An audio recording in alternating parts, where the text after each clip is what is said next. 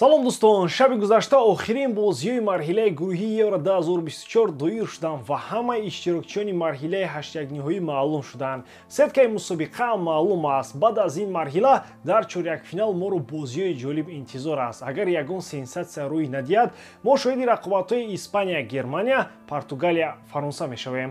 Дар қисмати дуюми сетка ба истилои хориҷӣ экзотика моро интизор аст. Биёед аз бозиҳои имшаб каме ёдовар мешавем.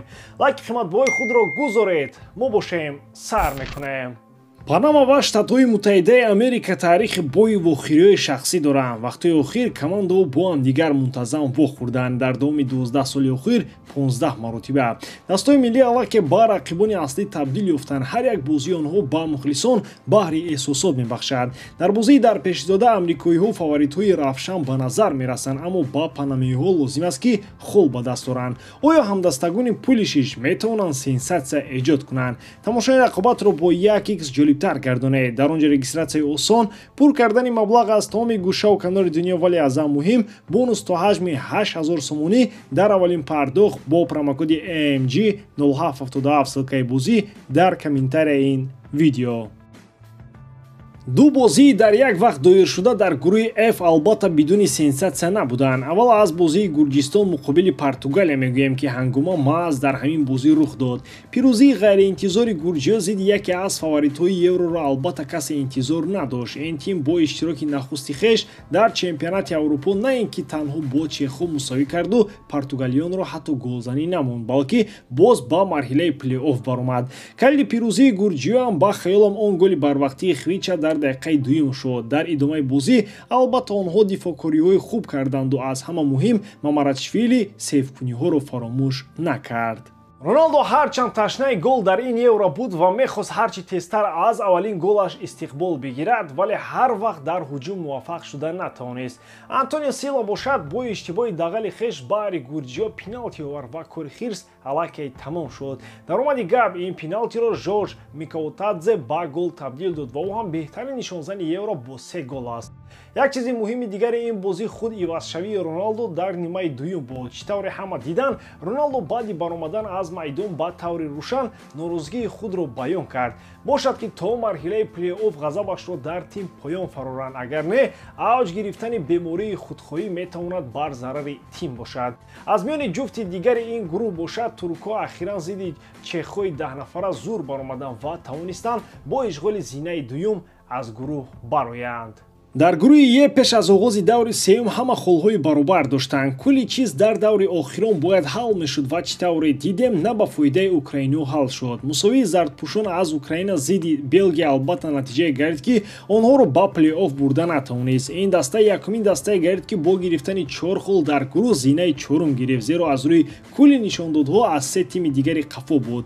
Ба назарам он шикасти бузург аз руминиҳо дар даври аввал барояшон дарди сар овард. Руминия бошад дар бозии охирон зидди Словако бозиро бо ҳисоби 1-1 ҷанбаст намуд ва якум шуда аз гурӯҳ баромад. Аслан касе тасаввур ҳам намекард ки дар гурӯҳе ки Белгия қарор дорад, Руминия якум мешавад, вале далилан ҳамчунин тавр ҳам шуду ҳар се дастаҳои ин гурӯҳ ғайр аз Украина табли шодӣ мезаданд. Ба чеҳраи ғамгину гирёни Зинченко бошад, охири бозӣ нигоҳ кардан ҳам намешуд. Воқеан ҳам сахт аламовар аст ки вақте ки 4 хол гиреву аз гурӯҳ набароӣ. Ин ҳам дар ҳолест ки дигарон ҳатто бо 2 хол ҳам имкони баромадан аз гурӯҳро доштанд. Бар замми ин дар бозори трансфериам гапу чап зиёд аст. Ин навбат хабаркаши асосӣ мегӯяд ки Боруссия Дормунд ҳамловари нав харидааст. Ба гуфти Фабрицио Романо, ин чеҳраи нави замбурҳо Серо Гираси аз Штутгарт аст ки ба Боруссия меояд. Дастаи Дормунд аз барои ҳамловар 17,5 миллион евро пардохт намуда, яке аз беҳтарин нишонзанҳои Бундеслига дар мавсими нав дар сафи дастаи собиқи Ройс меҳнат хоҳад кард. Ҳарчанд ки ҳамловари гвиенагӣ аз Штутгарт дар 30 бозӣ 30 гол заду бо 3 асисти дигар анҷом дод, вале ҳамловари беҳтарин нашуд, зеро ҷои Кейн аст барои дигарон хӯрок нест. Бар замми ин дастаи Гираси дар ҷадвал аз дастаи Кейн болотар қарор гирифт ва баъди Байер зинаи дуввумро ишғол кард. ҳамовари марказии 28-сола аз Гвинея аз рӯи версияи трансфермарк 40 миллион евро нақд дорад, вале чӣ тавр дидем Боруссия ӯро бо нархи 1 баробар камтар ба тими хеш овард. Ин бозингар аслан дар тимҳои мунтахаби ҷавонони Фаронса бозӣ мекард, вале ахиран мунтахаби миллии Гвинеяро интихоб кард. Ба Штутгарт бошад аз Рени фаронсавӣ нахуст ба иҷора омад ва баъдан тобистони соли гузашта ӯро бар ивази 9 миллион евро пурра харидорӣ карданд.